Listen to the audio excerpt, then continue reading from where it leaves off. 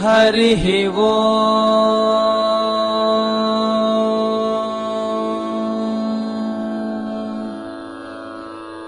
अस्य श्रीलक्ष्मी नृसिंह दिव्यसहस्रनाम स्तोत्रमहामन्त्रस्य ब्रह्मा ऋषिः अनुष्टुप् छन्दः श्रीलक्ष्मी नृसिंहो देवता श्रीलक्ष्मी नृसिंह प्रीत्यर्थे जपे विनियोगः ध्यानम् सत्यज्ञानसुखस्वरूपममलम् क्षीराब्धिमध्यस्थितम् योगारूढमतिप्रसन्नवदनम् भूषा सहस्रोज्ज्वलम् त्रिलक्ष्यम् चक्रपिनाकसाभयकरान् बिभ्राणमर्कच्छविम् छत्रीभूतफणीन्द्रमिन्दुधवलम् लक्ष्मी नृसिंहम् भजे लक्ष्मीचारुकुचद्वन्द्वकुङ्कुमाङ्कितवक्षसे नमो नृसिंहनाथाय सर्वमङ्गलमूर्तये उपास्महे नृसिंहाख्यम् ब्रह्मवेदान्तगोचरम् भूयोल्लासितसंसारच्छेदहेतुम् जगद्गुरुम् ब्रह्म उवाच ॐ नमो नारसिंहाय वज्रदंष्ट्राय वज्रिणे वज्रदेहाय वज्राय नमो वज्रनखाय च वासुदेवाय वन्द्याय वरदाय वरात्मने वरदाभयहस्ताय वराय वररूपिणे वरेण्याय वरिष्ठाय श्रीवराय नमो नमः प्रह्लादवरदायैव प्रत्यक्षवरदाय च परात्पराय पाराय पवित्राय पिनाकिने पावनाय प्रसन्नाय पाशिने पापहारिणे पुरुष्टुताय पुण्याय पुरुहूताय ते नमः तत्पुरुषाय तथ्याय पुराणपुरुषाय च पुरोधसे पूर्वजाय पुष्कराक्षाय ते नमः पुष्पहासाय हासाय महाहासाय शान्गिने सिंहराजाय सिंहाय जगद्वन्द्याय ते नमः अट्टहासाय रोषाय ज्वालाहासाय ते नमः भूतावासाय वासाय श्रीनिवासाय खड्गिने खड्गजिह्वाय सिंहाय खड्गवासाय ते नमः नमो मूलाधिवासाय धर्मवासाय धर्मिणे धनञ्जयाय धन्याय नमो मृत्युञ्जयाय च शुभञ्जयाय सूत्राय नमः शत्रुञ्जयाय च निरञ्जनाय नीराय निर्गुणाय गुणात्मने निष्प्रपञ्चाय निर्वाणप्रदाय निबिडाय च निरञ्जनाय नीराय निर्गुणाय गुणात्मने निरालम्बाय नीलाय निष्कलाय कलात्मने निमेषाय निबद्धाय निमेषगमनाय च निर्द्वन्द्वाय निराशाय निश्चयाय निजाय च निर्मलाय निदानाय निर्मोहाय निराकृते नमो नित्याय सत्याय सत्कर्मनिरताय च सत्यध्वजाय भुजाय मुञ्जकेशाय केशिने हरिकेशाय केशाय गुडाकेशाय वै नमः सुकेशायोर्ध्वकेशाय केशसंहारकाय च जलेशाय स्थलेशाय पद्मेशायोऽग्ररूपिणे पुष्पेशाय कुलेशाय केशवाय नमो नमः सूक्तिकर्णाय सूक्ताय रक्तजिह्वाय रागिणे दीप्तरूपाय दीप्ताय प्रदीप्ताय प्रलोभिने प्रसन्नाय प्रबोधाय प्रभवे विभवे नमः प्रभञ्जनाय पान्थाय प्रमाय प्रतिमाय च प्रकाशाय प्रतापाय प्रज्वलायोज्ज्वलाय च ज्वालामालास्वरूपाय ज्वालाजिह्वाय ज्वालिने महाज्वालाय कालाय कालमूर्तिधराय च कालान्तकाय कल्पाय कलनाय कलाय च कालचक्राय चक्राय षट्चक्राय चक्रिणे अक्रूराय कृतान्ताय विक्रमाय क्रमाय च कृत्तिने कृत्तिवासाय कृतञ्जाय कृतात्मने संक्रमाय च क्रुद्धाय क्रान्तलोकत्रयाय च अरूपाय स्वरूपाय हरये परमात्मने अजेयायादिदेवाय ह्यक्षयाय क्षयाय च अघोराय सुघोराय घोरघोरतराय च नमस्तु घोरवीर्याय लसद्घोराय ते नमः घोराध्यक्षाय दक्षाय दक्षिणार्हाय शम्भवे अमोघाय गुणौघाय ह्यनघाय घहारिणे मेघनादाय नादाय तुभ्यम् मेघात्मने नमः मेघवाहनरूपाय मेघश्यामाय मालिने व्यालयज्ञोपवीताय व्याघ्रदेहाय ते नमः व्याघ्रपादाय ते व्याघ्रकर्मणे व्यापकाय च विकटास्याय वीर्याय विष्टरस्रवसे नमः विकीननखदंष्ट्राय नखदंष्ट्रायुधाय च विश्वक्सेनाय सेनाय विह्वलाय बलाय च विरूपाक्षाय वीराय विशेषाक्षाय साक्षिणे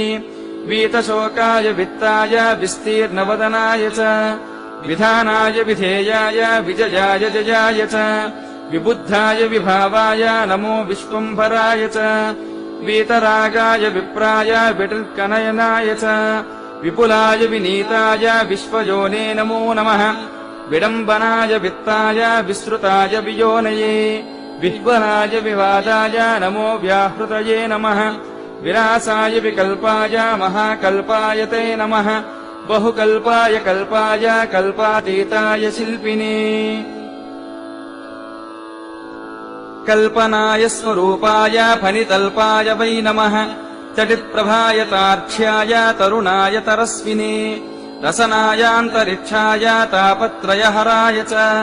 तारकाय तमोघ्नाय तत्त्वाय च तपस्विने तक्षकाय तनुत्राय तडिते तरलाय च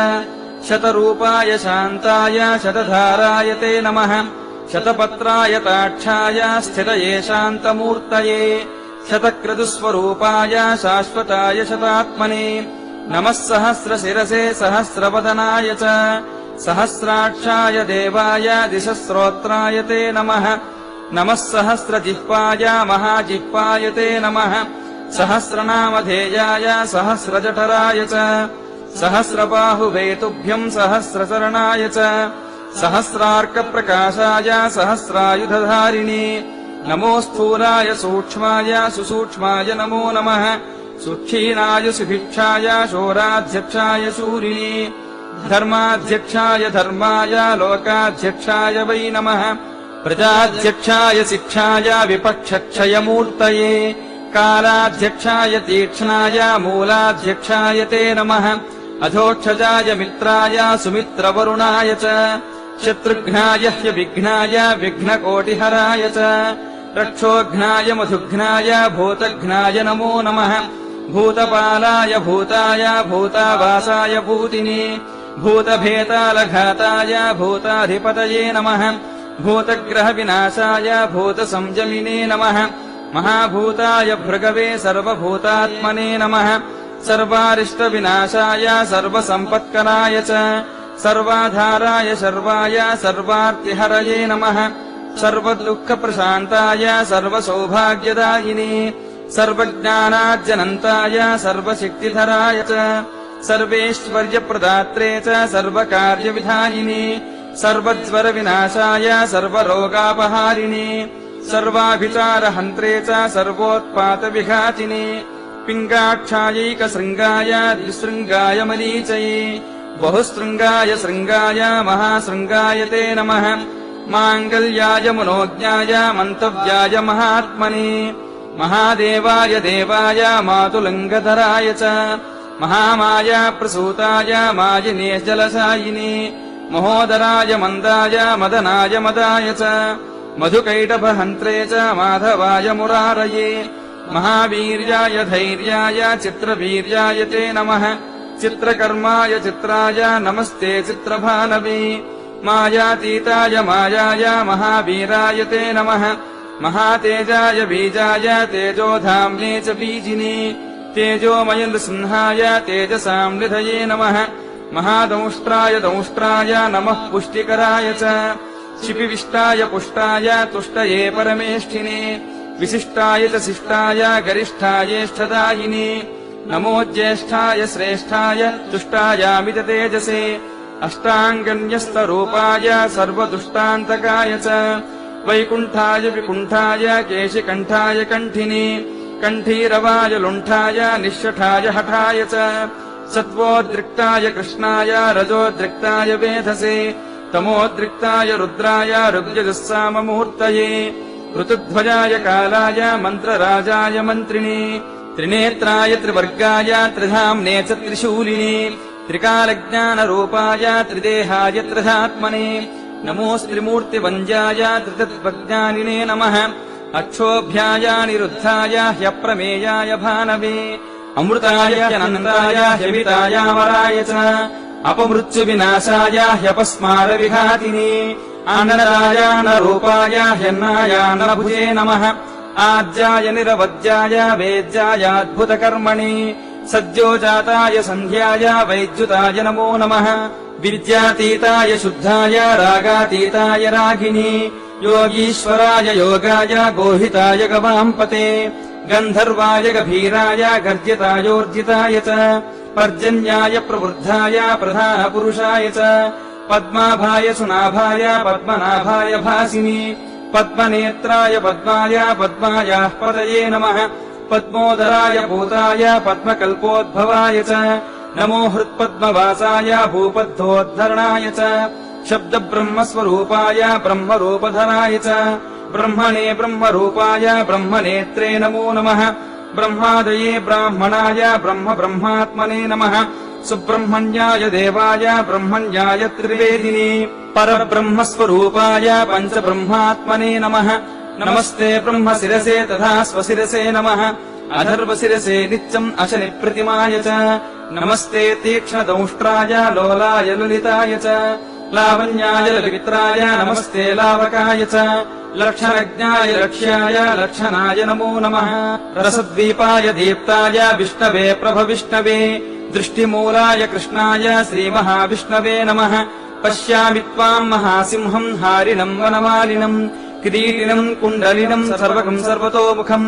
सर्वतः पाणिपादोरुम् सर्वतोक्षिशिरोमुखम् सर्वेश्वरम् सदा तुष्टम् सत्त्वस्थम् समरप्रियम् बहुयोजनविस्तीर्णम् बहुयोजनमायतम् बहुयोजनहस्ताङ्घ्रिम् बहुयोजननासिकम् महारूपम् महावक्त्रम् महादंष्ट्रम् महाभुजम् महानादम् महारौद्रम् महाकायम् महाबलम् अनाभिर्ब्रह्मणो रूपमागलाद्वैष्णवम् वपुः आशीर्षाद्रुद्रमीशानम् तदग्रे सर्वतः शिवम्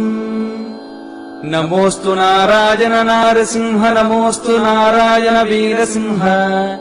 नमोऽस्तु नारायण क्रूरसिंह नमोऽस्तु नारायण दिव्यसिंह नमोऽस्तु नारायण व्याघ्रसिंह नमोऽस्तु नारायण पुच्छसिंह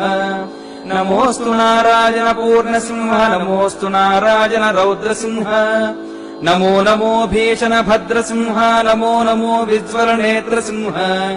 नमो नमो बृंहितभूतसिंह नमो नमो निर्मलचित्तसिंह नमो नमो निर्जितकालसिंह नमो नमः कल्पितकल्पसिंह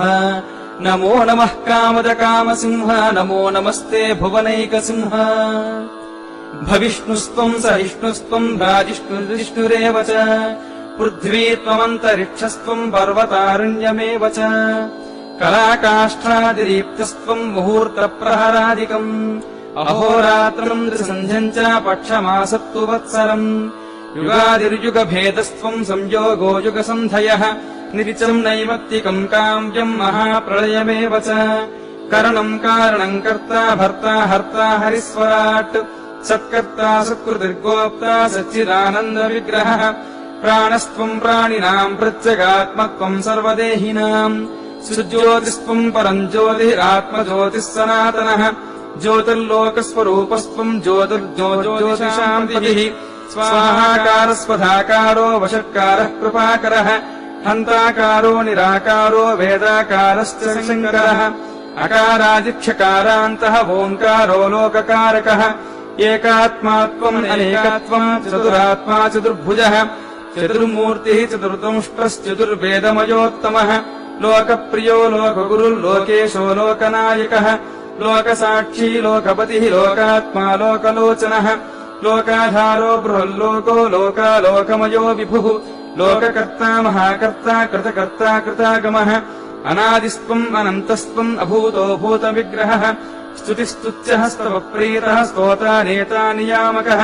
त्वम् गतिस्त्वम् मतिर्मह्यम् पिता माता गुरुः सखा सुहृदश्चाप्तरूपस्त्वम् त्वाम् विना नात्र मे गतिः नमस्ते मन्त्ररूपाय ह्यस्त्ररूपाय ते नमः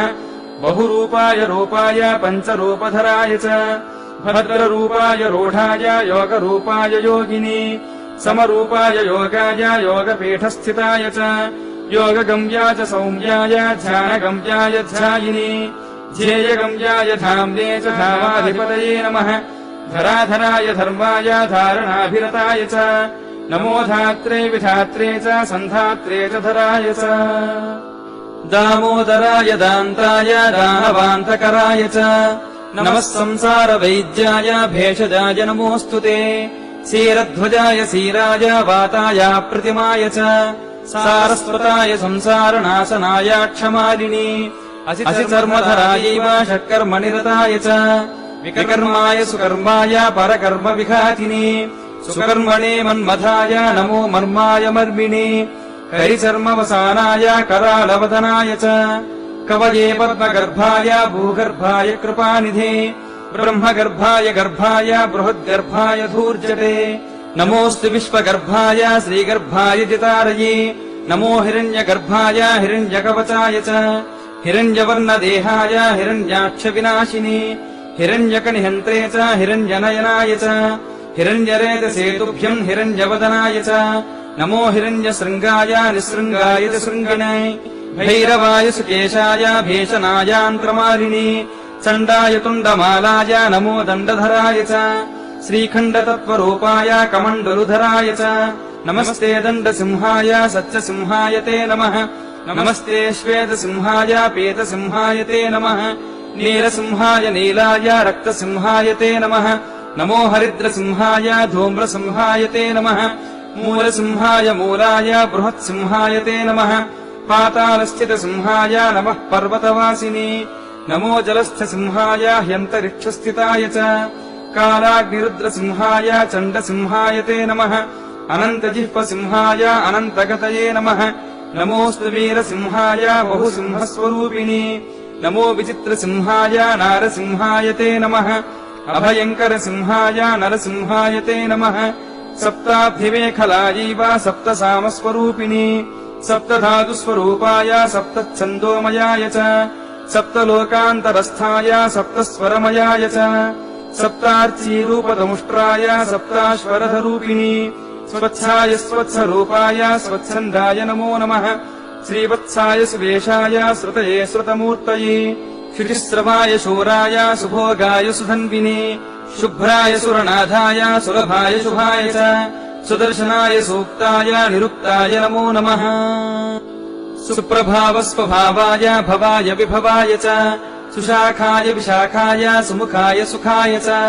सुनखाय सुदंष्ट्राय सुरथाय सुधाय च नमः खड्वाङ्गहस्ताय खेटमुद्गरपाणये साङ्ख्याय सुरमुख्याय प्रख्यातप्रभवाय च खगेन्द्राय मृगेन्द्राय नगेन्द्राय ध्रुवाय च नागकेयूरहाराय नागेन्द्रायाघमर्दिने नदीवासाय नागाय नानारूपधराय च नागेश्वराय नग्नाय नमितायामिताय च नागान्तकरथायैव नरनारायणाय च नमो मत्स्यस्वरूपाय कच्छपाय नमो नमः नमो यज्ञवराहाय श्रीनृसिंहाय ते नमः विक्रमाक्रान्तलोकाय वामनाय महूजसे नमो भार्गवरामाय रावणान्तकराय च नमस्ते बलरामाय कंसप्रध्वंसकारिणे बुद्धाय बुद्धरूपाय तीक्ष्णरूपाय कल्किने आत्रेयायाग्निनेत्राय कपिलाय द्विजाय च क्षेत्राय पशुपालाय पशुभक्त्राय ते नमः गृहस्थाय वनस्थाय यतये ब्रह्मचारिणि स्वर्गापवर्गदात्रे च तद्भोक्त्रे च मुमुक्षवे सालग्रामनिवासाय क्षीराब्धिनिलयाय च श्रीशैलाद्रिनिवासाय शैलवासाय ते नमः योगिहृत्पद्मवासाय महाहंसाय ते नमः गुहावासाय गुह्याय गुप्ताय गुरवे नमः नमो मूलाधिवासाय नीलवस्त्रधराय च पीतवस्त्रधरायैव रक्तवस्त्रधराय च रक्तमालाविभूषाय रक्तगन्धानुलेपिने धुरन्धराय धूर्ताय दुर्गमाय धुराय च दुर्मताय दुरन्ताय दुर्धराय नमो नमः दुर्निरीक्षाय दीप्ताय दुर्धर्माय द्रुमाय च दुर्भेदाय दुराशाय दुर्लभाय नमो नमः दृप्ताय दीप्तवक्त्राय उद्वृत्राय नमो नमः उन्मत्ताय प्रमत्ताय नमो दैत्यारये नमः रसज्ञाय रसेशाय ह्यकर्णनयनाय च वन्ध्याय परिवेशाय रज्जाय रसिकाय च ऊर्ध्वोष्मायोर्ध्वदेहाय नमस्ते चोर्ध्वरेतसे पद्मप्रध्वंसिकान्ताय शङ्खचक्रधराय च गदा पद्मधरायैव पञ्चबाणधराय च कामेश्वराय कामाय कामरूपाय कामिने नमः कामविहाराय कामरूपधराय च सोमसूर्याग्निनेत्राय सोमपाय नमो नमः नमः सोमाय वामाय वामदेवाय ते नमः सामस्वराय सौम्याय भक्तिगम्याय ते नमः कूष्माण्डनाथाय सर्वश्रेयस्कराय च भीष्माय भीकराजीव भीमविक्रमणाय च मृगग्रीवाय जीवाय जिताय जितकाशिनी जटिने जामदज्ञाय नमस्ते जातवेदसे जपाकुसुमवर्णाय जप्याय जपिताय च जरायुजायाण्डजायसेत् अजायोद्भिदाय च जनार्दनाय रामाय जाह्नवीजनकाय च जराजन्मविदूराय प्रद्युम्नाय प्रबोधिने रौद्रजिह्वाय रुद्राय वीरभद्राय ते नमः चिद्रूपाय समुद्राय कद्रुद्राय प्रचेतसे इन्द्रियायेन्द्रियज्ञाय नम इन्द्रानुजाय च अतीन्द्राय सान्द्राय हीन्दिरापतये नमः ईशानाय च हीड्याय हीप्सिताय त्विनाय च व्योमात्मने च व्योम्ने च नमस्ते व्योमकेशिने व्योमोद्धराय च व्योमवक्त्राय सुरघातिने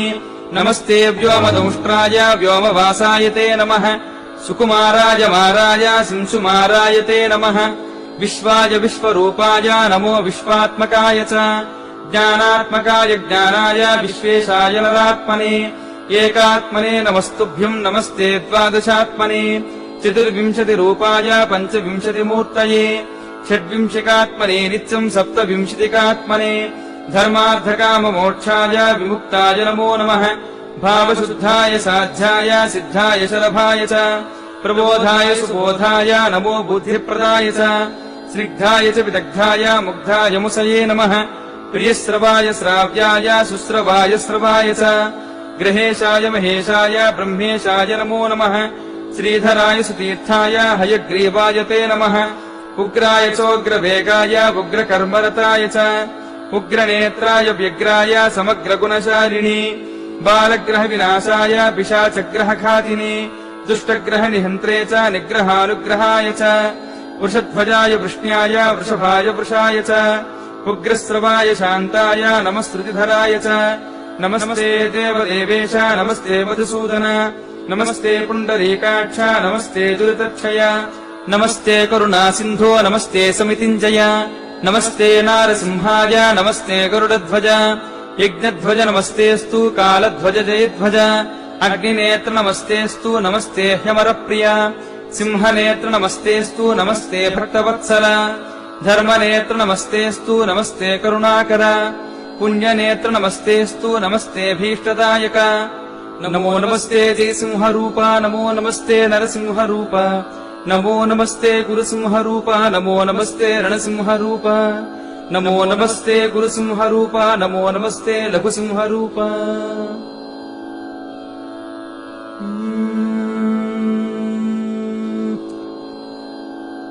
ब्रह्म उवाच उद्वृत्तम् गर्वितम् दैत्यम् निहत्याजोऽसुरद्विषम्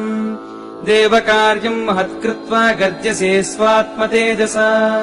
अतिरौद्रमिदम् रूपम् दुःसहम् दुरतिक्रमम् दृष्ट्वैता देवताः सर्वा शङ्कितास्त्वामुपागताः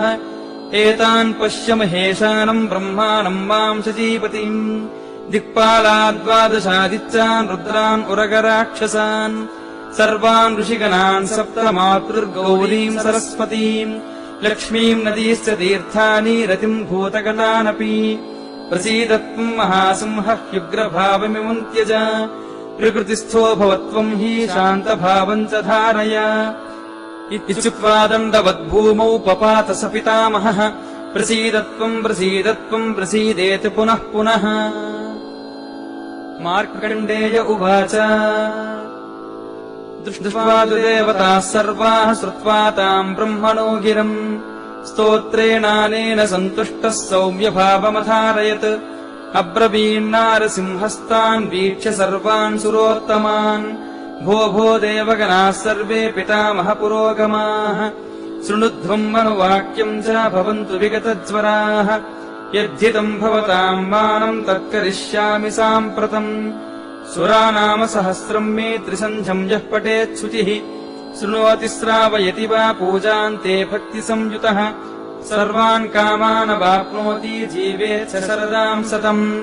यो नामभिर्नृसिंहाद्यैः अर्चयेत् क्रमशो मम सर्वतीर्थेषु यत्पुण्यम् सर्वयज्ञेषु यत्फलम् सर्वपूजासु यत्प्रोक्तम् तत्सर्वम् लभते नरः जातिस्मरत्वम् लभते ब्रह्मज्ञानम् सनातनम् सर्वपापविनिर्मुक्तः तद्विष्णोः परमम् पदम्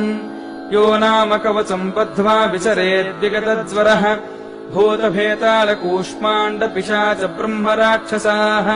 शाकिनी ढाकिनी ज्येष्ठासिनी बालग्रहादयः दुष्टग्रहास्त नश्यन्ति यक्षराक्षसपन्नगाः ये च सन्ध्याग्रहाः सर्वे चण्डालग्रहसंज्ञिकाः निशाचरग्रहाः सर्वे प्रणश्यन्ति च दूरतः कुक्षिरोगश्च हृद्रोगः शूलापस्मार एव च एकाहिकम् द्व्याहिकम् च चातुर्धिकमहाज्वरम् अथ यो व्याधयश्चैव रोगा रोगाधिदेवताः शीघ्रम् नश्यन्ति ते सर्वे नृसिंहस्मरणाकुलाः राजानोदासताम् यान्ति शत्रवो यान्ति मित्रताम् जरानिस्थलताम् यान्ति वह्नयो यान्ति शीतताम् विषाञ्जमृतताम् यान्ति नृसिंहस्मरणात्सुराः राज्यकामो लभेत् राज्यम् धनकामो लभेद्धनम् विद्याकामो लभेद्विद्याम् बद्धो मुच्येत बन्धनात् व्यालव्याघ्रभयम् नास्ति चोरसर्पादिकम् तथा अनुकूलात् भवेद्भार्या लोकैश्च परिपूज्यते सुपुत्रान् धनधान्यम् च पशूंश्च विविधानपि एतत् सर्वमवाप्नोति नृसिंहस्य प्रसादतः जलसन्तरणे चैव पर्वतारोहणे तथा वनेऽपि विचरन् मर्त्यो व्याघ्रादिविषमे पथि बिलप्रवेशे पाताले नारसिंहमनुस्मरेत् ब्रह्मघ्नश्च पशुघ्नश्च भ्रोणः गुरुतल्पकः मुच्यते सर्वपापेभ्यः कृतघ्नः स्त्रीविघातकः वेदानाम् दूषकश्चापि मातापितृविनिन्दकः असत्यस्तु सा यज्ञनिन्दको लोकनिन्दकः स्मृत्वा सकृन्नृसिंहम् तु मुच्यते सर्वकिल्बिषैः बहुनात्र किमुक्तेन स्मृत्वा तम् शुद्धमानसः यत्र यत्र चरेन्मर्त्यः नृसिंहस्तत्र गच्छति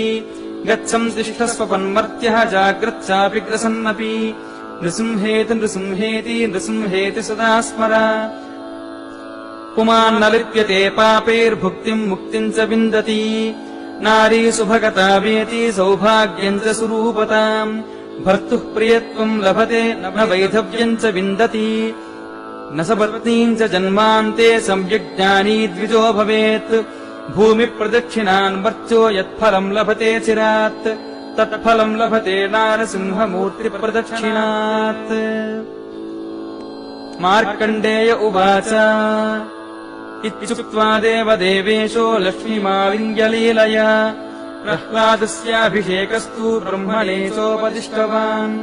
श्रीशैलस्य प्रदेशे तु लोकानाम् हितकाम्यया स्वरूपम् स्थापयामास प्रकृतिस्थो भवत्तदा ब्रह्मापि दैत्यराजानम् प्रह्लादमभिषिच्य च दैवतैः सह सुप्रीतो ह्यात्मलोकम् ययौ स्वयम् हिरण्यकशिपोर्भीत्या प्रपलाय शचीपतिः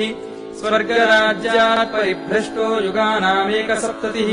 नृसिंहेन हते दैत्ये तदा स्वर्गमवापसः दिक्पालकाश्च सम्प्राप्ताः स्वम् स्वस्थानमनुत्तमम् धर्मे मतिसमस्तानाम् जनानामभवत्तदा एतन्नाम सहस्रस्तु ब्रह्मणा निर्मितम् पुरा पुत्रान् अध्यापयामास सनकादीन् महामुनीन् ऊचुस्ते तद्गतः सर्वे लोकानाम् हितकाम्यया देवता ऋषयः सिद्धाः यक्षविद्याधरोरगाः गन्धर्वाश्च मनुष्याश्च इहामुत्रफलैषिणः अस्य स्तोत्रस्य पठनात् विशुद्धमनसो भवन् सनत्कुमारात् सम्प्राप्तो भरद्वाजो मुनिस्तदा तस्मादाङ्गीरसः प्राप्तस्तस्मात् प्राप्तो महामतिः जग्राह भार्गवस्तस्मादग्निमित्राय सोऽब्रवीत् जैगीषव्याय सप्राह ऋतुकर्णाय संयमी विष्णुमित्राय सप्राह सोऽब्रवीच्यवनाय च तस्मादवापशाण्डिल्यो गर्गाय प्राह वै मुनिः मृत्युञ्जयाय सप्राह सोऽपि बोधायनाय च क्रमात् स विष्णवे प्राह सप्राहोद्दामकुक्षये सिंहतेजास्तु तस्माच्च शिवप्रियाय ददौ उपदिष्टोऽस्म्यहम् तस्मादिदम् नाम सहस्रकम् तत्प्रसादादमृत्युर्मे यस्मात् कस्माद्भयम् न च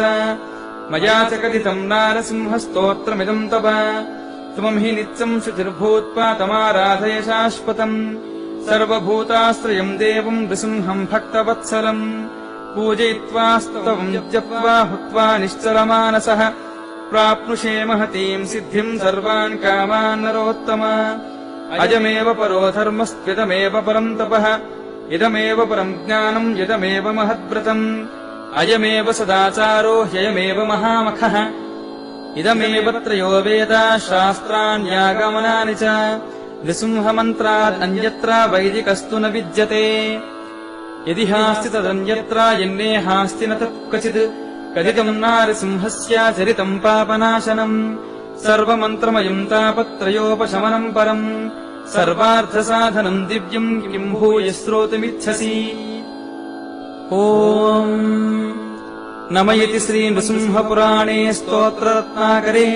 श्रीनरसिंहप्रादुर्भावे